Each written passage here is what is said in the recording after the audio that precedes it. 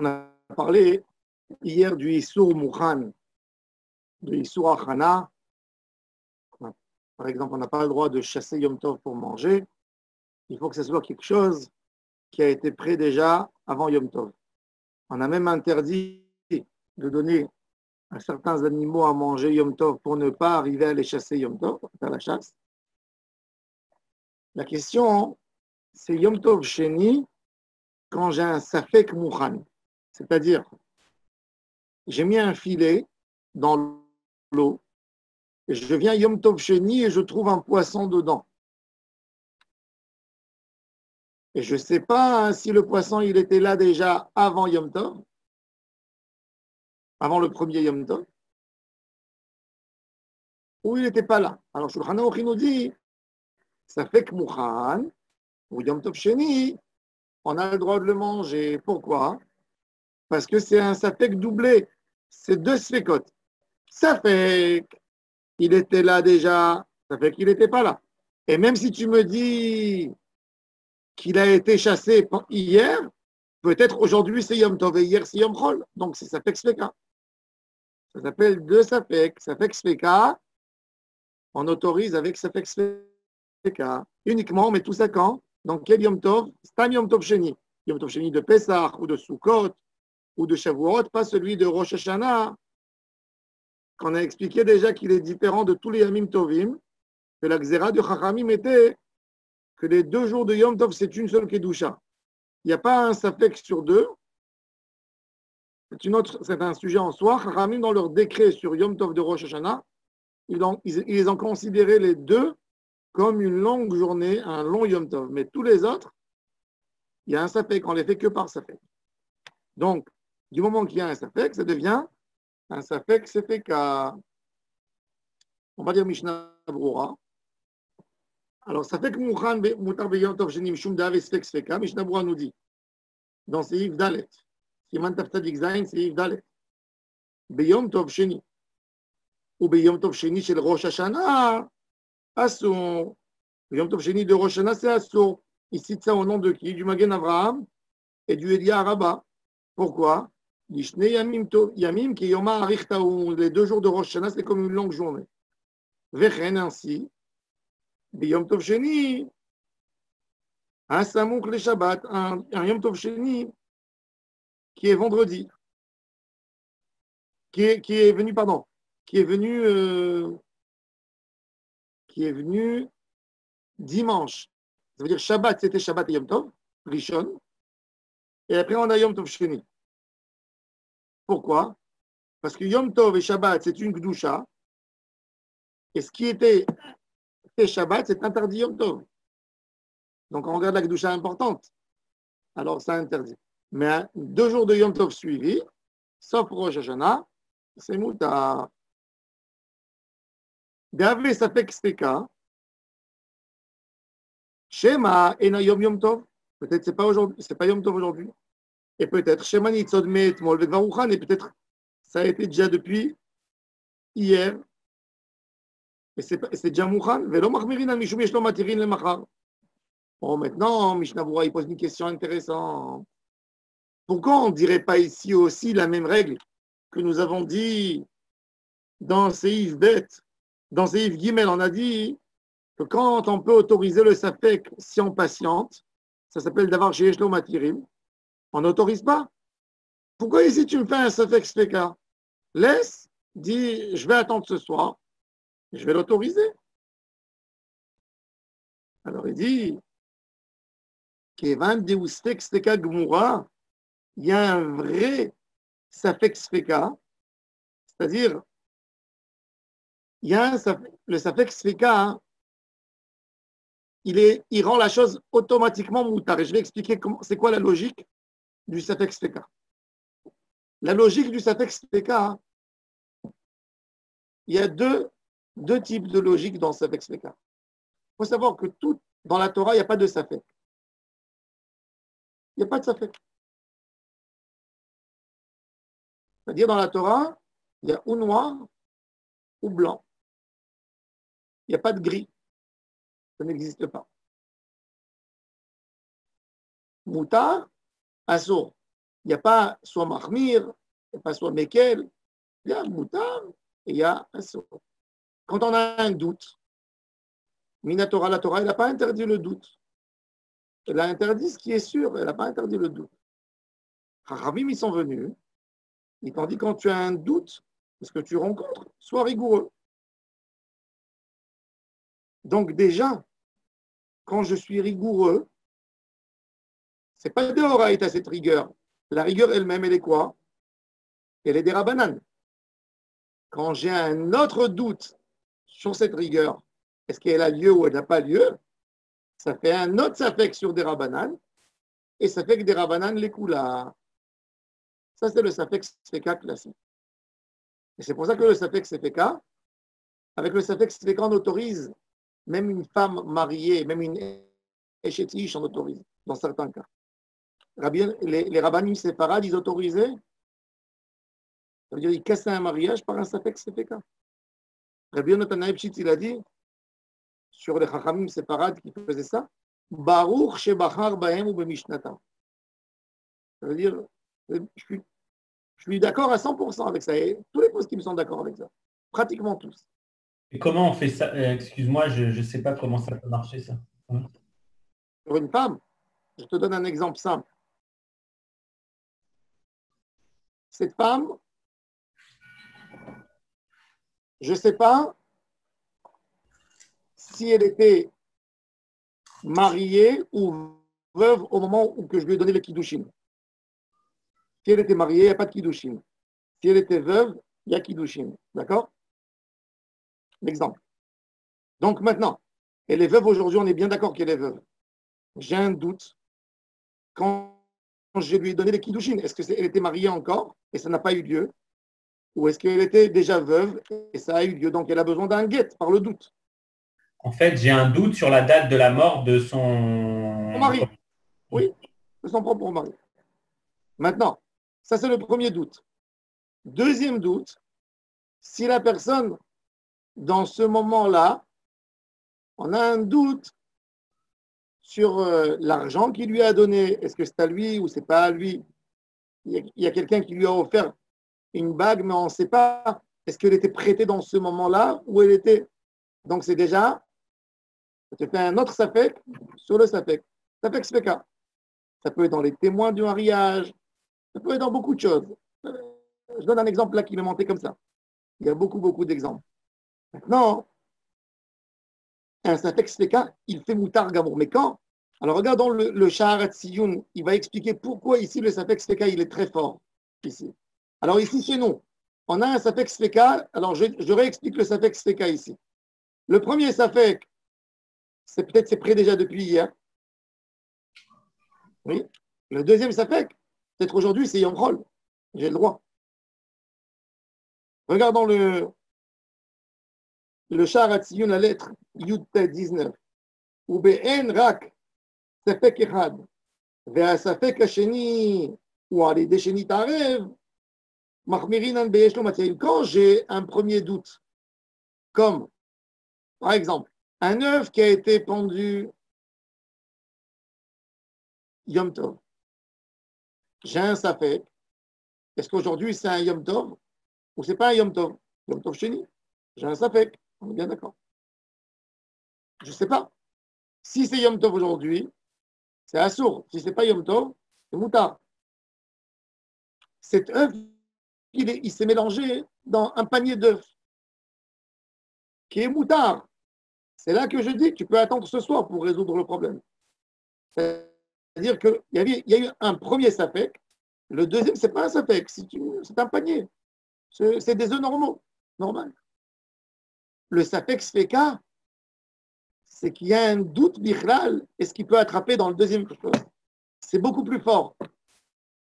C'est pas que j'ai une authenticité sur le il y a un safek et deux safek sur la base. À la base, l'œuf, il a deux sfekot.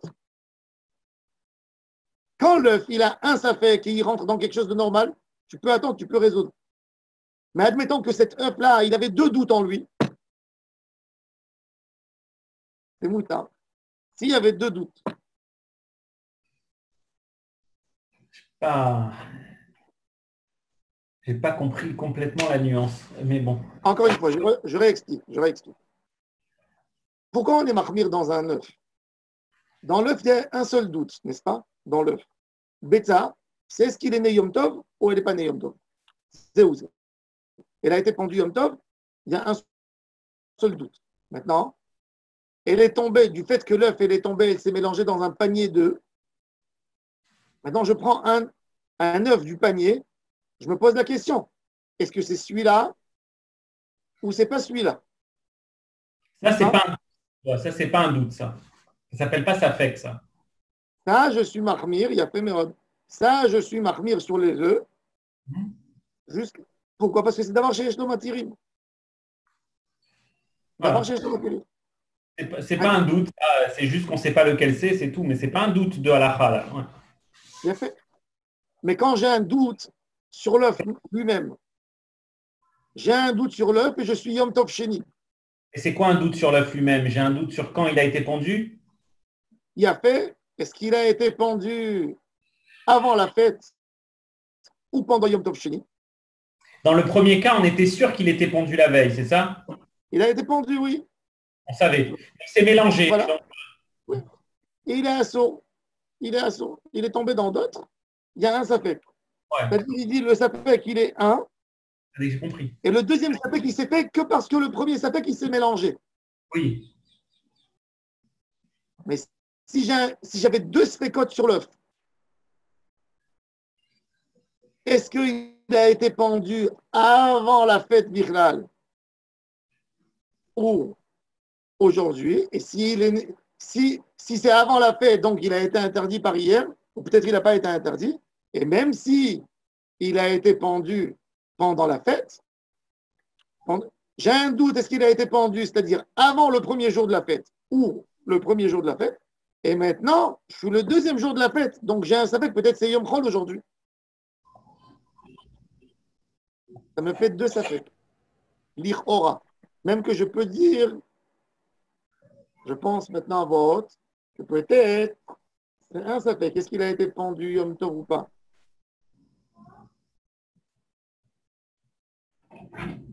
Il faut vérifier. En tous les cas, ici, on ne parle pas d'un œuf, on parle d'un poisson. C'est-à-dire, peut-être, alors encore une fois, peut-être aujourd'hui, ce n'est pas Yom Tov, et peut-être il a déjà été fait depuis hier. Non, même dans un œuf, ça peut être, oui. Yom Tov Sheni, c'est bon. Pourquoi? Parce qu'il y a deux spécotes, il dit, sur l'objet lui-même. Et dès qu'il y a deux spécotes sur l'objet lui-même, c'est moutard. C'est deux spécotes Deux spécotes, oui. sur le même objet. Sur le même objet. Cet objet, il s'est mélangé, mais il n'y a pas. C'est pas un safek. D'accord. Le davar chez Eshlo Matirim, on est marmire quand il vient dans l'autre chose qui s'est mélangée, mais pas dans l'objet même. Si dans l'objet même j'ai deux spécotes, il est moutard. Il est moutard.